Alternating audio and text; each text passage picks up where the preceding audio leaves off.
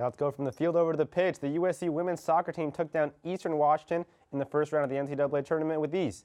The Trojans got the win 3-1 on their home pitch, and now will face Texas A&M in the second round on Friday.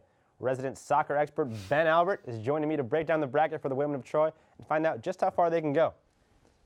Ben, so like we said, Texas A&M on Friday. What do you see in this particular matchup and how USC matches up with the Aggies? Sure. Well, on paper, you might look at Texas A&M and say this is a very winnable game. They have 8 losses on the year.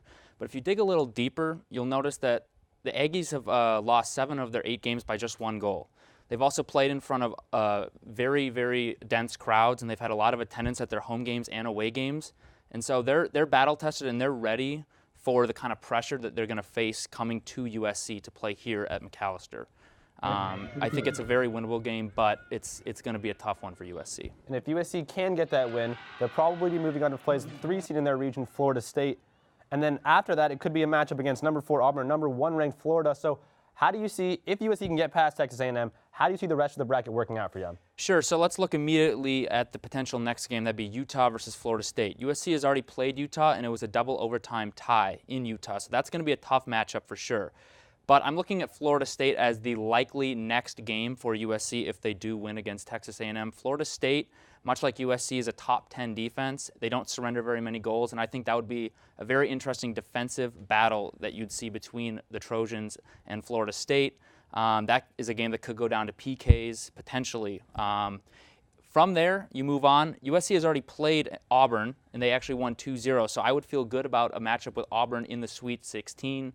But I'm really thinking that Florida is actually going to be the team to beat in the Sweet 16. They have a top 10 offense. They score over 2.5 goals a game.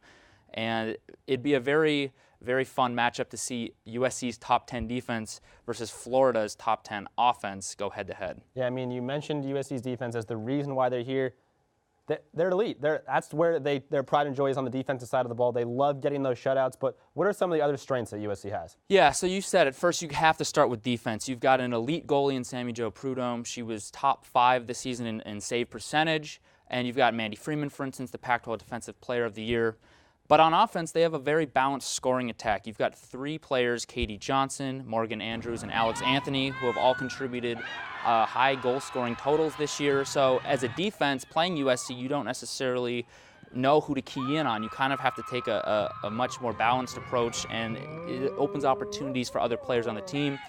And then I'm also going to look at the experience of this team. You know, they went a couple rounds into the playoffs last year. There's a number of seniors on this team. They've now been with head coach Kadani McAlpine for years, and they play very, very well together. There's a lot of cohesiveness across the board for this team. Yeah, I mean, they're going to be leaning on those seniors. Those 3 goal scorers that you mentioned are all part of that upperclassmen group they're going to be leaning on. Morgan Andrews had 2 goals in the first round against Eastern after she had a hat trick in USC's first round game last season. Right. So they're going to be leaning on those upperclassmen, Morgan Andrews specifically, to get that offense. But offense has been a sticking point at time for USC. What are some of the other weak spots for the team? Well, I'm going to look at USC's quote-unquote stumbles this year. They've lost 4 games, and they've tied 1 game. And in 4 of those 5 non-wins, they've been on the road or at a neutral site. So going forward from the Texas A&M game on Friday, you look at the schedule for USC and what it would take to win a national championship. You're going to be playing games on neutral sites, almost like an away game. So I do wonder if that will have an impact on how the women of Troy come out. Then you look at USC's success so far this year against ranked opponents. Now, they had a couple trip-ups early, so they've really grown as a team, but I believe they're 2-3 against ranked opponents. And you look at the schedule, USC has 12 shutouts this year. That's outstanding, but they have not won a game yet in which they were trailing. So that is a point of concern potentially going forward into these very tightly contested games against top teams across the country. They were able to beat highly ranked Stanford 3-0, so obviously they've shown that potential to beat some elite teams, but they've also stumbled, like you said, and only time will tell how far this team can go. But with a balanced scoring attack, great defense, and a great coach, in the words of Kevin Garnett, anything is possible. The women of Troy have their second round game against Texas A&M on Friday at 1:30 at McAllister Field.